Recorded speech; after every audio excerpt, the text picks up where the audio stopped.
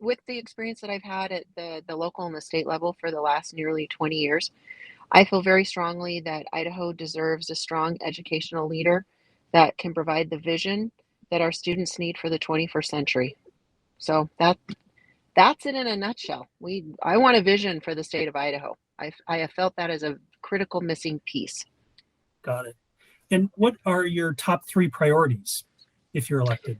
Sure. My focus is on skills, job readiness.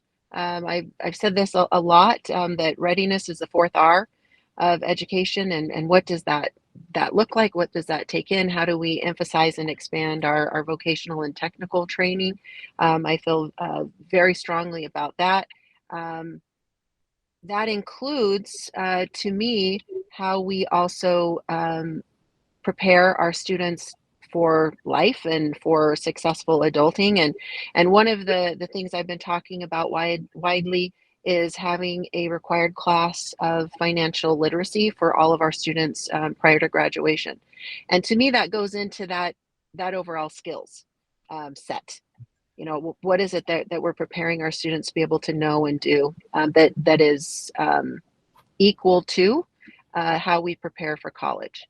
And so that's one of my top priorities. I would also say that literacy remains to be that's something that I've done a lot of work on over the last number of years. How we help our earliest learners as they're into the system, and then on, before they exit. That's important to me.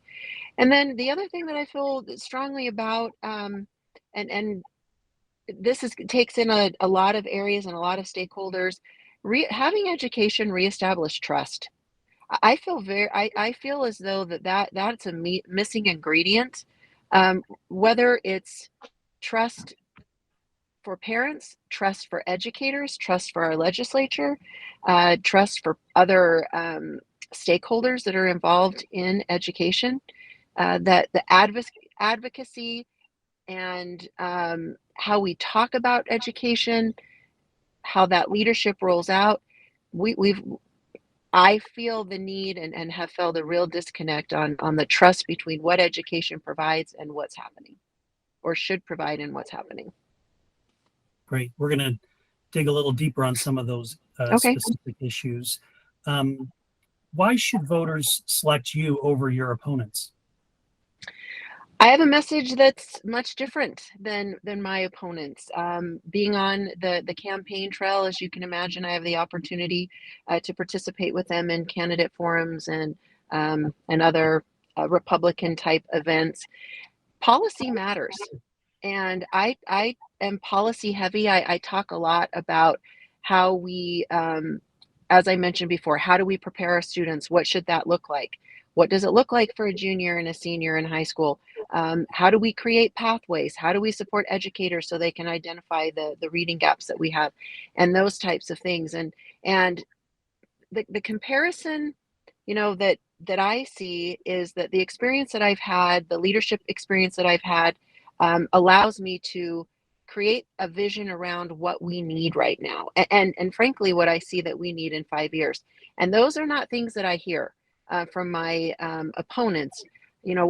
One of my opponents likes to put out debatable numbers and data, to say, hey, look at what I've done. And again, that's debatable.